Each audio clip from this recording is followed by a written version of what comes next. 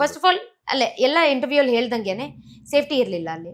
Safety ಅಂದ್ರೆ medical service ಅಂತೂ zero. Like ಇರುತ್ತೆ, ಆಂಬ್ಯುಲೆನ್ಸ್ ಇದೆ, ಇಲ್ಲ ಅಂತ ಹೇಳಲ್ಲ, ಆಂಬ್ಯುಲೆನ್ಸ್ ಇದೆ, ಡಾಕ್ಟರ್ ಇದೆ, but doctor is still not finished his education. He still a practising doctor. So and more over he is an Ayurvedic doctor. ಅದ್ ಬಿಟ್ಟು ಆಂಬ್ಯುಲೆನ್ಸ್ ಇದೆ, ಇಲ್ಲ ಅಂತ ಹೇಳಲ್ಲ.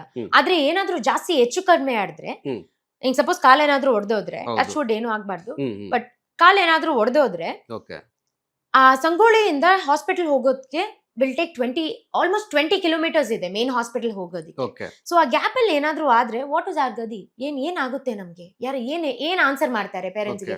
ಇವ್ರ ಪೇರೆಂಟ್ಸ್ ಗೆ ಅಂತಾನೆ ರಕ್ಷಿತಾ ಅಂತ ಇದ್ದಾರೆ, ಅವರು ನಮ್ದು ಏನ್ ಹೇಳೋದು ಕಂಟೆಸ್ಟೆಂಟ್ ಕೋಆರ್ಡಿನೇಟರ್.